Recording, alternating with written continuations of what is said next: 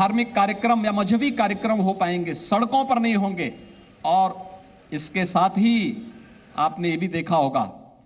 कि जो अनावश्यक शोरगुल था, उस शोरगुल से कैसे मुक्ति मिलती है, कैसे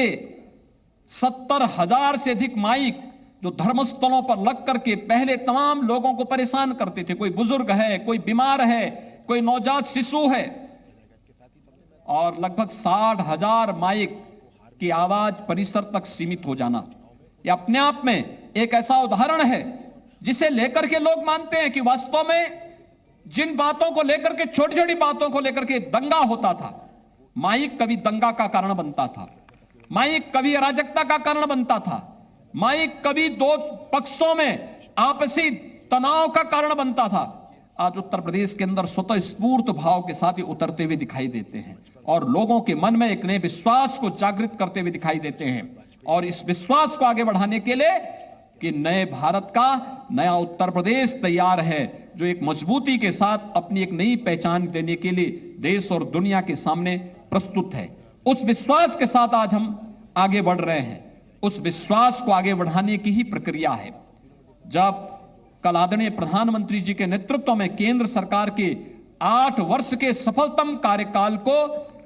हम जन जन तक पहुंचाने के कार्यक्रम का हिस्सा बन सकें, उस अभियान को आगे बढ़ा सकें, और उस अभियान को आगे बढ़ाने के लिए, क्योंकि जितने भी कार्यक्रम प्रधानमंत्री मोदी जी ने विगत 8 वर्ष के अंदर, चाहे वह इंफ्रास्ट्रक्चर डेवलपमेंट के हो,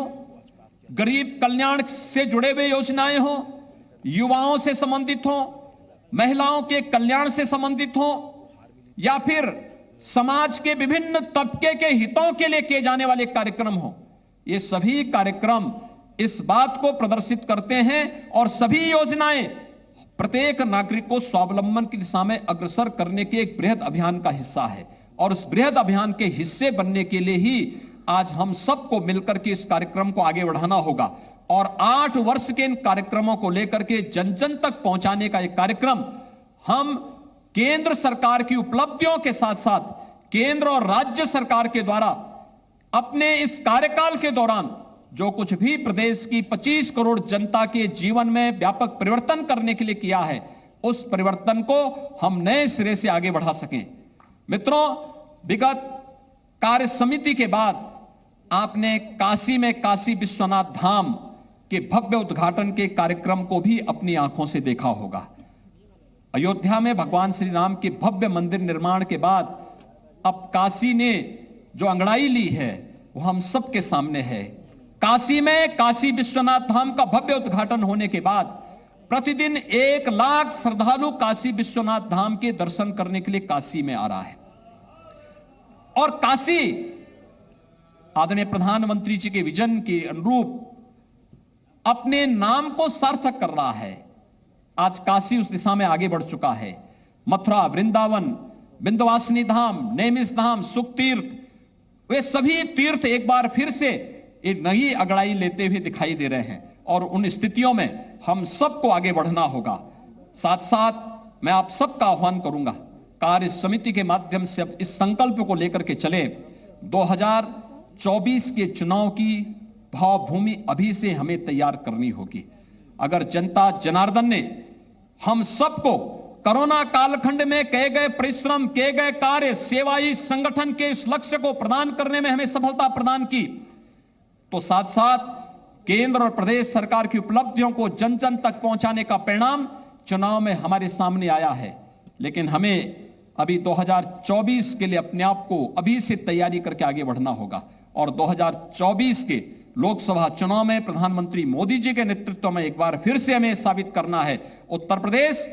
75 सीटों का लक्ष्य लेकर के अभी से आगे बढ़े कि उत्तर प्रदेश में 75 सीटें उत्तर प्रदेश की जनता जनार्दन भारतीय जनता पार्टी के नेतृत्व में चुनाव जिता करके भेजेगी। इस लक्ष्य को लेकर के हम सब कार्य करेंगे और मुझे लगता है कि वह आप सभी कार्यकर्ताओं के नेतृत्व में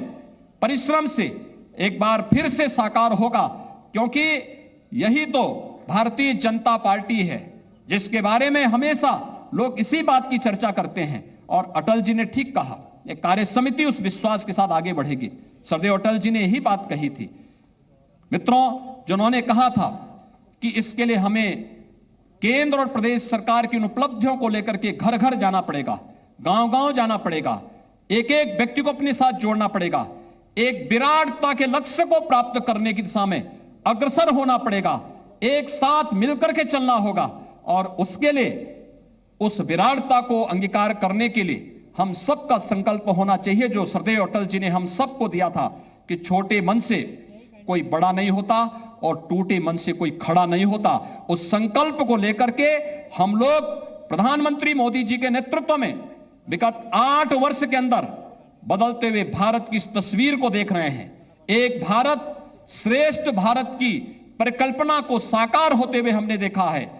दुनिया को नेतृत्व देने वाले भारत के रूप में आज हम प्रधानमंत्री जी का नेतृत्व देख रहे हैं और यह कार्य समिति 2024 के इन संकल्पों को साकार करती हुई दिखाई देगी। इस विश्वास के साथ मैं एक बार फिर से उत्तर प्रदेश विधानसभा की ऐतिहासिक सफलता के लिए आदरणीय प्रधानमंत्री जी का,